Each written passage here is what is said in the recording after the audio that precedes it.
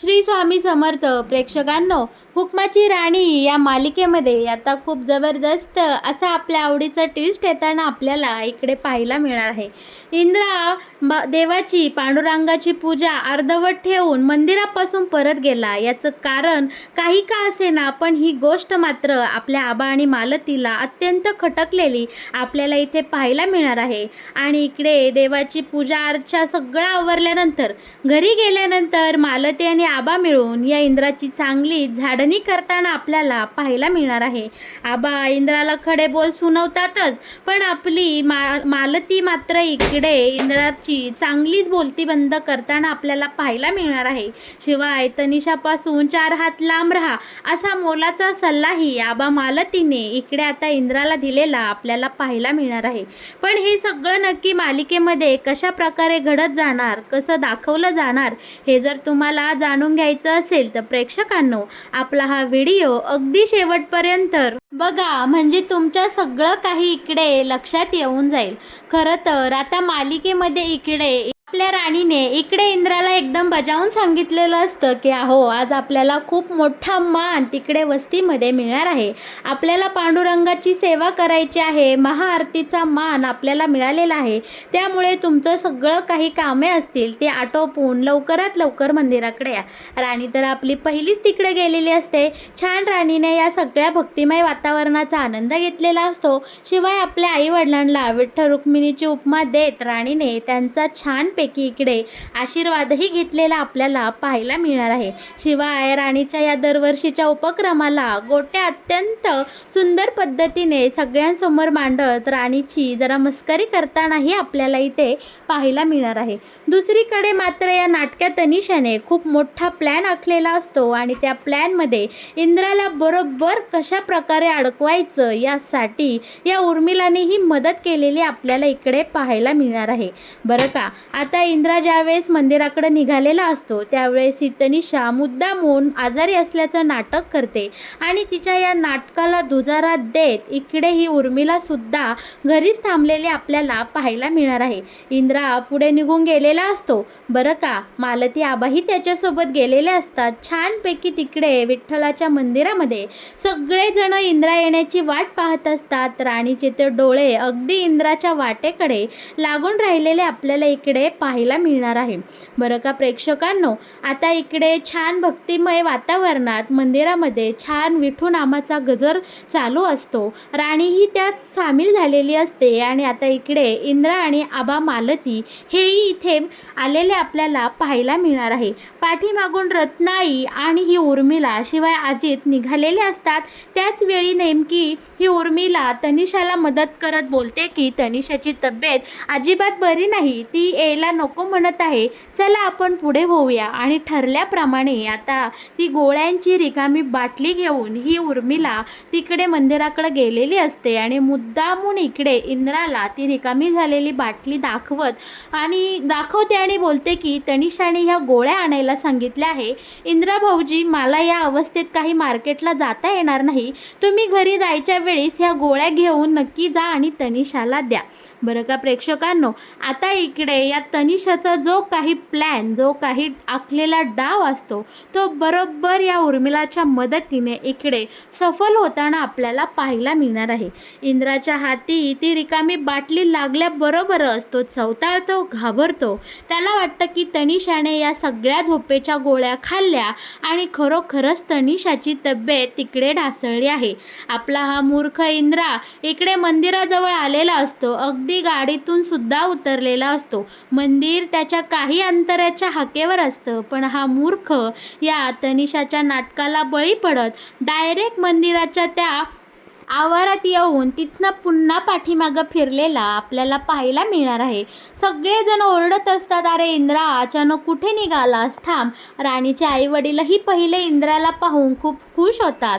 आबा मालती इंद्राचं सगळे वस्तीवाले अगदी आदराने स्वागत करतात, त्यांना खूप मान पान इज्जत देतात. बरं का, पण हा इंद्रा मूर्ख या बरोबर उर्मिलाच्या बोलण्याला फसतो आणि तिथून तडक त्या तनिषासाठी निघून जाताना आपल्याला पाहायला मिळणार आहे. इकडे मालती आणि आबाही बोलत असतात की इंद्रा कुठं निघाला, सारे सांगून तरी जा. पण आता यांच्याकडे अजिबात कोणाकडे लक्ष न देता इंद्रा तिथून निघून जातो. राणीलाही प्रश्न पडलेला असतो की नक्की इंद्रजित कुठे गेले. मंदिराच्या आवारात येऊन असं माघारी फिरण्याजोगं नक्की यांना काय काम आठवलं, काय झालं असेल. सगळेजण इकडे प्रश्नात पडलेले असतात. पण इंद्राची बाजू इकडे पडू नये म्हणून राणीच आपली ती बाजू सावरत घेत बोलते की जाऊ द्या, त्यांना काहीतरी काम आलं असेल, चला आपण पुढची तयारी करून घेऊयात. बरं का, इकडे इंद्राला यायला खूपच उशीर होत असतो. त्यामुळे इकडे पंडितजीही बोलतात की खूप उशीर झालेला आहे, मुहूर्त निघून चाललेला आहे, पूजा वेळेवर झाली पाहिजे. त्यामुळे राणी एक आयडिया सुचवते आणि बोलते की आपण आमच्या आबांच्या आणि मालती मॅडमच्या हस्ते ही पूजा करून घेऊयात. इंद्रजितला खूप काही महत्त्वाचं काम आलं असेल बहुतेक म्हणून ते आले नाही. खरं तर राणीचं मन इकडे ती तुटत असतं. तिला या पूजेचा मान घ्यायचा असतो. तिला भक्तिभावाने विठ्ठलाची पूजा करायची असते इंद्राच्या संगतीने. पण इकडे राणीचा सगळा हिरमोड इंद्राने केलेला असतो. ती मनातल्या मनात बोलते ही इंद्रजित, तुम्हाला माहीत होतं ना मला ही पूजा करायची, मग का बरं तुम्ही असं वागले, कुठे गेलात तुम्ही. पण जाऊ दे, आता खूप उशीर झाला आहे. आणि आता प्रेक्षकांनो, इकडे आपल्या आबाच्या आणि मालतीच्या हाताने छानपैकी इकडे विठ्ठलाची पूजा अर्चा होताना आपल्याला पाहायला मिळणार आहे. पण इंद्रा इथे वेळेवर पोचला नाही. सगळेजण इंद्राची वाट पाहतात. या सगळ्या गोष्टींचा खरं तर इकडे मालतीला, आबाला, रत्नाईला आणि घरातल्या सगळ्या संपूर्ण महाडिक कुटुंबाला खूप म्हणजे खूप राग आलेला असतो. सगळेजण इंद्राच्या वाटेकडे डोळे लावून पाहिलेले असतात. पण इकडे उर्मिला बोलते की मला नाही माहिती कुठं गेले इंद्रजित भाऊजी. पण उर्मिला या सगळ्या परिस्थितीचा भरपूर आनंद घेत असते आणि ती परिस्थिती अगदी एन्जॉय करताना आपल्याला इकडे पाहायला मिळणार आहे. दुसरीकडे ही नाटकी तनिषा इंद्राला बोलावून त्याच्या सगळ्या भोळेपणाचा किंवा त्याच्या या साधेपणाचा फायदा घेत असते. मस्त खोलीमध्ये सिगारेट ओढत इकडे इंद्राची फक्त मजा घेताना आपल्याला तनिषा दिसणार आहे. पण शेवटी या तनिषाच्या काळजीपोटी की तिने आतमध्ये काहीतरी उद्योग केला असेल असा विचार करून आपला इंद्रा शेवटी रागे वैतागे दार ढकलून देतो. ते दार तोडतो आणि या तनिषाने ते दार हळूच आतून उघडलेलं असतं आणि इंद्रा थेट जाऊन डायरेक्ट बेडवर पडलेला आपल्याला इकडे पाहायला मिळणार आहे. बरं का, आता इकडे तनिषा इंद्राला बोलते की अरे इंद्रजी, तू एवढ्या घाईघाईने का धावत पळत आला, काय झालं नक्की. तेव्हा इंद्रा बोलतो की अगं तनिषा, तुझी तब्येत बिघडली ना. बरं का, आता इकडे इंद्राला पाहून तनिषा बोलते की अरे इंद्रा, तू एवढ्या धावत पळत का आलास आणि तुला खूप दम लागलाय, काय झालं. तेव्हा इंद्रा बोलतो की अगं मला उर्मिला वहिनीनी तुझी ती झोपेच्या गोळ्यांची रिकामी बाटली दिली आणि मग मला असं वाटलं की तुझ्यासोबत काहीतरी गैर घडलंय, काहीतरी झालंय, तू ती सगळी गोळ्या खाल्ल्या की काय, तुझ्या काळजीपोटी मी इकडे धावत पळत आलो आहे. बरं का प्रेक्षकांनो, आता इकडे तनिषा बोलते की अरे इंद्रा, असं काहीही झालं नाही, त्या सगळ्या गोळ्या माझ्या हाताने खाली सांडल्या आणि रात्रीची मला झोप लागत नाही म्हणून मी त्या उर्मिला वहिनीकडे दिला. उर्मिलाला बोलले की येताने मला तेवढ्या गोळ्या घेऊन ये जेणेकरून रात्री ती गोळी खाऊन मला झोपता येईल, म्हणून मी फक्त ती बाटली जस्ट तिच्याकडे दिली आणि तिला गोळ्या आणायला सांगितल्या. आणि इंद्रा, काय अरे वेड्यासारखं वागतोस तू, नक्की काय समजून बसलास, माझी तब्येत एकदम व्यवस्थित आहे, माझी एवढी काळजी करू नको रे. बरं का प्रेक्षकांनो, आता मात्र इंद्राचा खूप चिंताप झालेला असतो. तो बोलतो की तनिषा, अगं मूर्ख आहेस का, तुझ्या काळजीपोटी मी तिकडे पूजा अर्धवट ठेवून माझ्या राणीला ताटकळत ठेवून आलो आहे आणि तू इथे एकदम व्यवस्थित आहे.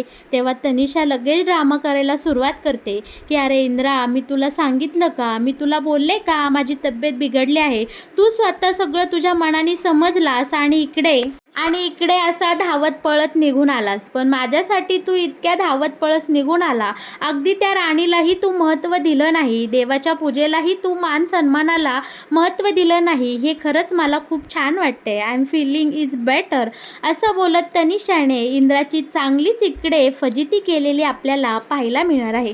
पण इंद्रा या सगळ्यातून कसा सावरतो आणि बोलतो की ठीक आहे, तू व्यवस्थित आहे ना, मग मी चाललो तिकडे पूजेला उशीर होत आहे. तरी तनिषा मुद्दामून बोलते, अरे इंद्र थांब ना, मला सुद्धा येऊ दे, कारण कदाचित तिकडे मंदिरात आले ना मला छान वाटेल आणि तिथं आल्यानंतर माझं मनही फ्रेश होईल. बरं का आता प्रेक्षकांनो, इकडे हा इंद्रा या तनिषाला घेऊन आता पुन्हा मंदिरात जाताना आपल्याला पाहायला मिळणार आहे.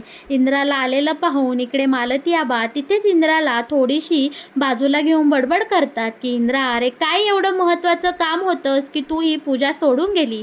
आता पूजा तर होऊन गेली आहे, चल आता घे आरती करायला. बरं का प्रेक्षकांनो, आता इंद्रा इकडे व्यवस्थित आलेला असतो, त्याला पाहून राणीला आनंदही झालेला असतो, पण राणी मात्र इकडे इंद्रजितवर नाराज झालेले आपल्याला पाहायला मिळणार आहे. बरं का प्रेक्षकांनो, इकडे मात्र ताल मृदुंगाच्या नादामध्ये मस्तपैकी विठुरायाची पालखी निघालेली असते.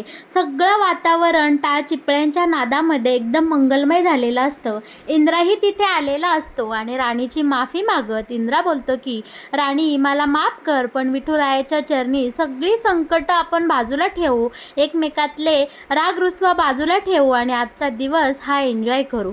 प्रेक्षकांनो, आता मात्र मालिकेमध्ये खूप सुंदर अशी रंजक मजा येणार आहे. छानपैकी इंद्रा राणी आता या टाळ चिपळ्यांच्या आवाजात मृदुंगाच्या सुंदर बोलामध्ये हरवून जाताना आपल्याला पाहायला मिळणार आहे आणि विठू माऊलीच्या या सुवर्ण वारीमध्ये आता सहभागी झालेली राणी इंद्रा एकमेकांमध्ये हरवून छानपैकी इकडे वारीचे आपले पारंपरिक खेळ खेळताना, फुगडी खेळताना आपल्याला इकडे पाहायला मिळणार आहे. राणी इंद्रा एकमेकांच्या प्रेमामध्ये अगदी तल्लीन झालेले असतात आणि विठुरायासमोर दोघांची ही फुगडी अगदी सुंदर पद्धतीने इकडे रमलेली आपल्याला पाहायला मिळणार आहे. आणि बरं का प्रेक्षकांनो, आता इकडे मंदिरात मोठा चमत्कार झालेला असतो. अचानक देवाच्या गळ्यातले 2 हार इकडे उडून राणी आणि इंद्राच्या गळ्यात पडलेले असतात आणि त्यांच्या गळ्यात पडलेले हे हार पाहून तिथं जमलेले सगळे वारकरी आणि वस्तीतले सगळे टाळकरी माणसं राणी इंद्राला विठ्ठल रखुमाईचं रूप समजून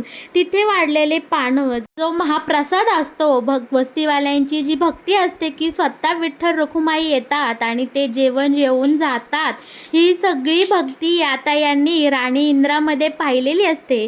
विठू माऊलीचं आणि रखुमाईचं रूप राणी इंद्रामध्ये पाहून संपूर्ण वस्तीवाल्यांनी राणी इंद्राला आता आग्रह केलेला असतो की तुम्ही दोघांनी मिळून हा महाप्रसादाचा आवश्यक लाभ घ्यायचा आणि तुम्ही आम्हाला सेवेचा मान द्यायचा.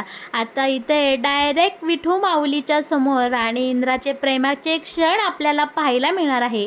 इंद्राने राणीला एक सुंदर घास भरवलेला असतो, राणीही इंद्राला घास भरवते आणि राणी बोलते बरं का की अहो, साक्षात विठू माऊलीच्या मनात आहे की आपण दोघांनीही कायम एकत्र राहावं आणि एकत्र सुखाचा संसार करावा. आता राणीच्या तोंडून हे शब्द ऐकून मात्र या तनिषाची पार इकडे जळून खाक झालेली असते. तिचा जळफळाट झालेला असतो आणि तिच्या चेहऱ्यावर हे स्पष्टपणे इथे आपल्याला पाहायला मिळणार आहे. तनिषाला या दोघांनाही असं एकत्र पाहून, शिवाय विठू माऊलीचा आणि रुक्माईचा मान यांना मिळालेला पाहून तनिषाचा पार जळफळाट झालेला आपल्याला इकडे पाहायला मिळणार आहे. आषाढी एकादशीची वारी आणि विठू माऊलीचा आशीर्वाद सुंदर पद्धतीने राणी इंद्राला मिळालेला असतो. छानपैकी तिथली पूजा आटोपून आता हे सगळेजण घरी आलेले आपल्याला पाहायला मिळणार आहे. घरी आल्यानंतर मात्र राणीला आता आवरायला पाठवून मालती आबाने इंद्राची चांगलीच इकडे हजेरी घेतलेली आपल्याला पाहायला मिळणार आहे. बरं का आता इकडे इंद्राला आबा बोलतात की इंद्रजित, असं काय महत्त्वाचं एवढं काम आलं की तू तिथे मंदिराच्या आवारात येऊन सुद्धा मंदिरात पाऊल न टाकताच निघून गेला? राणीने तुला बजावलं होतं ना की तुम्हा दोघांना विठू माऊलीची पूजा करायची आहे, महाआरतीचा मान तुमच्या दोघांना मिळाला आहे, मग तू का बरं निघून आलास? तेव्हा आता इंद्रा इकडे बोलतो की अगं आई, मला असं वाटलं की इकडे तनिषाची तब्येत खूप खराब झाली आहे म्हणून मी इकडे निघून आलो. आता मालती बोलते, अरे पण तिची तब्येत खराब झाली म्हणून तू राणीला एकटा टाकून इकडे येशील का? इंद्रा, हे बघ, आम्हाला अजिबात तुझी ही वागणी आजची आवडली नाही. आम्ही सगळेजण तिथे मंदिरात तुझी केवढी वाट पाहत होतो. अरे इतकं लाजिरल्यागत झालं ना आम्हाला त्या सगळ्या वस्तीवाल्यांसमोर. सगळेजण फक्त इंद्रा कधी येणार, इंद्रा कधी येणार, जावई बापू कधी येणार असं बोलत होते. आणि राणीचं तोंड तर अक्षरशः आम्हाला पाहू वाटलं नाही. किती केविलवाना चेहरा केला होता बिचारीने. तुझ्या वाटेकडे तिचे सगळे डोळे लागून राहिले होते. अख्ख्या कार्यक्रमात राणीचा चेहरा पूर्ण पडला होता. इंद्रा, तू आज जे काही वागला ते आई वडील म्हणून आम्हाला अजिबात आवडले नाही. आणि त्या तनिषापासून तू जरा 4 हात लांबच ठेव. मैत्री वेगळी आणि बायको वेगळी. तू राणीचं जे काही आज मन दुखावलं आहे ते आम्हाला अजिबात आवडलं नाही. आणि इकडे आता रत्नाई सुद्धा बोलते, हो इंद्रा, खरंच तिथं आम्हाला खूप लाजिरल्यागत झालं रे. किती वाट पाहत होते सगळे. खरं राणी अगदी हिरमुसून गेली होती बिचारी. सगळ्यांना उत्तरं देता देता अगदी तिचा जीव कासावीस होऊन गेला होता. आणि तू मात्र या तनिषासाठी सरळ इकडं निघून आला. अरे आम्हालाही तिची काळजी आहे. आम्ही तिची व्यवस्थित चौकशी करूनच तिकडे मंदिराकडे आलो होतो. आता इंद्रा मात्र या सगळ्यांच्या नजरेमध्ये नजर मिळवू शकत नव्हता. त्याला खरंच इकडे खूप अपराधीपणाची भावना आली होती. आता मालतीने इकडे इंद्राला स्पष्टपणे सांगितलेलं असतं की मैत्री वेगळी आणि बायकोचं नातं वेगळं. म्हणजे मालतीने इकडे इंद्राला थेट इशाराच केलेला असतो की तू तनिषापासून जरा 4 हात लांबच राहा आणि तुझी जबाबदारी, तुझी प्रायोरिटी राणी आहे. तू राणीकडे लक्ष दे. इंद्राला आता मालती आणि आबाने चांगलंच खडसावलेलं असतं. आणि इंद्रालाही त्याची चूक कळल्यामुळे तो सुद्धा आता खोलीत जाऊन राणीची माफी मागताना आपल्याला इकडे पाहायला मिळणार आहे. इंद्राने अगदी कान धरून राणीची माफी मागितलेली असते. राणी मात्र इंद्रावर पहिली रागवलेली असते, पण नंतर मात्र राणीचा राग इंद्राच्या माफीने अगदी विरघळून जातो आणि दोघेही एकमेकांना छान मिठी मारतात आणि एकमेकांसोबत संपूर्ण आयुष्य एक वचनाने घालवायची अशी एकमेकांना वचनं देऊन इतका सुंदर पद्धतीने आपल्याला हे सगळं पाहायला मिळणार आहे ना प्रेक्षकांनो. तर कसं वाटलं तुम्हाला हुकमाची राणी या मालिकेत येणारा हा नवीन ट्विस्ट? मालिकेचे असेच नवनवीन अपडेट जर तुम्हाला सगळ्यात आधी जाणून घ्यायचे असतील तर तुम्ही आपल्या या चॅनलला नक्की सबस्क्राईब करा. आणि हो, आपल्या व्हिडिओला लाईक केल्याशिवाय अजिबात कुठे जाऊ नका. धन्यवाद.